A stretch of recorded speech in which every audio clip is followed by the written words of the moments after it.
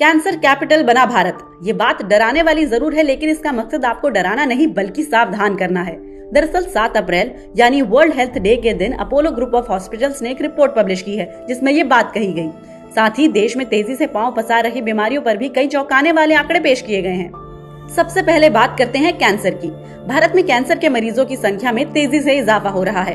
Report के मुताबिक जहां साल 2020 में भारत में कैंसर की मरीजों की संख्या 13,90,000 के करीब थी, वहीं साल 2025 में आंकड़ा बढ़कर 15,70,000 तक जाने की संभावना है, यानी करीब 13% का उछाल।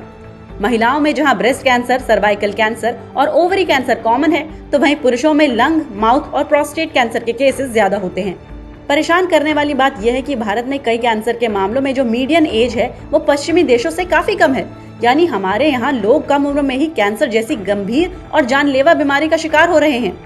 ब्रेस्ट कैंसर के मामले में जहाँ यूएसए और यूरोप में मीडियन एज 63 साल की है, तो वहीं भारत में ये सिर्फ 52 साल की है। लंग कैंसर के मामले में जहाँ यूएसए और यूरोप में औसत आयु 70 से 75 साल के बीच है, वहीं भारत में ये सिर्फ 59 साल है। कैंसर के केसेस में इतने बड़े इजाफे के बावजूद भारत में कैंसर की स्क्रीनिंग काफी कम है। उदाहरण के तौर पर अगर सर्वाइकल कैंसर की स्क्रीनिंग पश्चिमी देशों में 70 से 75% तक की है, वहीं भारत में ये 1% से भी कम है।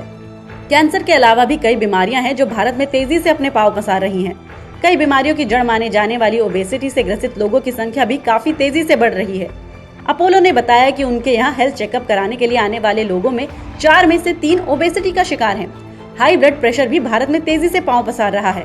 रिपोर्ट के मुताबिक 3 में से 2 भारतीय हाई ब्लड प्रेशर की तरफ बढ़ रहे हैं या उससे परेशान हैं। भारत में डायबिटीज काफी कॉमन हो चुकी बीमारी है, लेकिन अपोलो की रिपोर्ट ये कहती है कि भारत में 10 में से 1 इंसान अनियंत्रित यानी अनकंट्रोल्ड डायबिटीज का शिकार है, तो वहीं 3 में से 1 व्यक्ति प्री डायबिटिक लेवल पर है।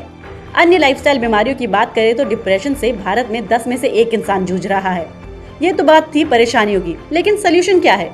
तो अपोलो ग्रुप के प्रेसिडेंट और सीईओ मधु शशिधर का मानना है कि हेल्थ केयर इंडस्ट्री में इनोवेशन और सभी तक स्वास्थ्य सुविधाओं को आसानी से पहुंचाना हेल्थ केयर इंडस्ट्री की प्राथमिकता होनी चाहिए।